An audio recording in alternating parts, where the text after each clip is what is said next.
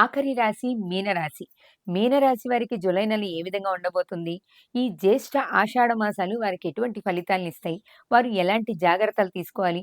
ఇవన్నీ కూడా సవివరంగా గురువుగారి మాటల ద్వారా తెలుసుకుందాం. 26వ సంవత్సరం జూలై నెల 12వ రాశి మీనరాశి. ఈ మీనరాశికి వచ్చేప్పటికండి ద్వాదశంలో శని మార్చి 30 2025 మార్చి 30కి ఏలినాడు శని ప్రారంభమైంది. ఈ ఏలినాడు శని వల్ల చాలా కష్టాలు నష్టాలు బాగా ఎక్కువగా ఉన్నాయి. కాబట్టి మరి ఏలినాడు శనిలో ఒక్క సంవత్సరం 3 నెలలు గడిచింది. మరి ఈ మీనరాశికి వచ్చేప్పటికల్లా జన్మంలో శని ఉన్నాడు. ఇప్పుడు ఇంకా జన్మంలో ఉన్నటువంటి శని సంవత్సరం 3 నెలలు అయింది, 2 సంవత్సరాలన్నర, 3 సంవత్సరాల 8 నెలలు అయింది. సరే, ఇంకా 3 సంవత్సరాల 2 నెలలు ఉంది. ఈనాడు శని చాలా కష్టాన్ని చేకూర్చేది.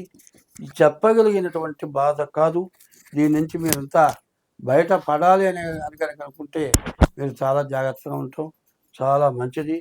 అందరూ కూడా ముందు శని దోషం ఉన్నవాళ్ళు ప్రతి శనివారం శనికి అభిషేకం చేయించుకోండి. ప్రతి సోమవారం ఈశ్వరుడికి అభిషేకం చేయించుకోండి.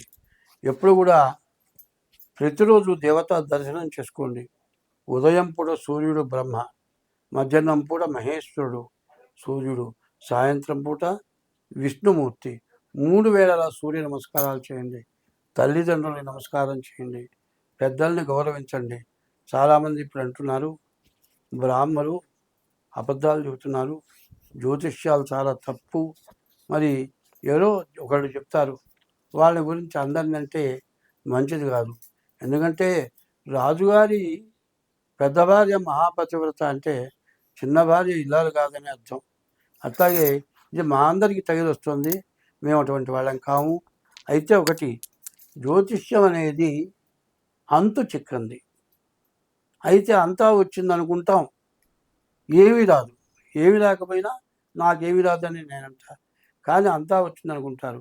జ్యోతిష్యం అనే పదానికి అర్థం ఏంటంటే చీకట్లో అగ్గిపుల్ల గీచి చూసినట్లుగా చెప్పగలిగింది జ్యోతిష్యం.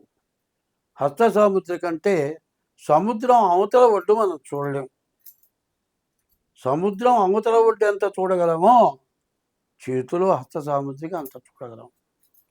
అందువల్ల ఎంత చదివినా ఎంత కృషి చేసినా సరిగ్గా తెలియాలనుకునేవాడు ఎప్పుడు కూడా విద్యార్థిగానే ఉంటాడు.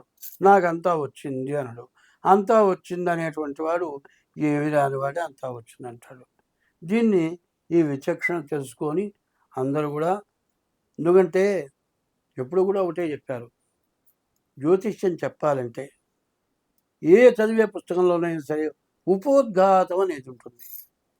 ముందు పుస్తకంలో ఏమిటి ఉన్నది, దాన్ని మనం ఏం అర్థం చేసుకోవాలి అని ప్రతి దాంట్లో కూడా రాస్తారు. అది రాయాలంటే మరి జ్యోతిష్యంలో నీవు సత్యానికి, ధర్మానికి, దైవబలానికి మూడింటికి నిష్ఠాగరిష్ఠుగా ఉండు. సత్యం అంటే అబద్ధం ఆడకుంటాం. ధర్మం అంటే చేయరాని పనులు చేయకుండా ఉంటాం. చేయరాని పనులు చేయదు. ధర్మంగా ఉండండి. ఎప్పుడు ధర్మో రక్షతే రక్షిత. ధర్మాన్ని నువ్వు రక్షిస్తే నిన్ను ఆ ధర్మం రక్షిస్తుంది. ధర్మో రక్షతే రక్షిత. ధర్మస్య జయోస్తు. ధర్మం జయిస్తుంది. అధర్మస్య నాశోస్తు. అధర్మం నాశనం చేస్తుంది. ప్రాణిషు సద్భావనాస్తు. ఏ ప్రాణికి హింసకి దూరంగా ఉంటాం. ప్రాణిషు సద్భావనాస్తు. విశ్వస్య కళ్యాణమస్తు. దేశం మొత్తం కళ్యాణం జరుగుతుంది. ఇది జరగాలి అని ప్రతివాడు కూడా, ప్రతి దేవాలయంలో కూడా ఇది చెప్పాలి. ధర్మస్య జయోస్తు. అధర్మస్య నాశోస్తు. ప్రాణిషు సద్భావనాస్తు. విశ్వస్య కళ్యాణమస్తు. ఇది చెబితే, ఇది అర్థం చెబితే అందరూ కూడా మంచిగా ఉండి మంచిగా ప్రవర్తిస్తారు. అందరం బాగుంటాము. స్వస్తి. చూశారు కదా, ఇవి జూలై నెలలో ఉండే రాశి ఫలితాలు. జూలై 12వ తారీఖు వరకు కూడా మనకి జ్యేష్ఠ మాసం, అక్కడి నుంచి ఆషాఢ మాసము మొదలవుతుందని, ఈ నెలలో చేసుకోవాల్సిన పరిహారాలు, జాగ్రత్తలు, అన్ని రాశుల వారు ఎలాంటి జాగ్రత్తలు తీసుకోవాలి, వాటితో పాటు మానవ జీవన విధానం ఎలా ఉంటుంది, ఎలా ఉండాలి, ఇవన్నీ కూడా గురువుగారు సవివరంగా తెలియచేశారు.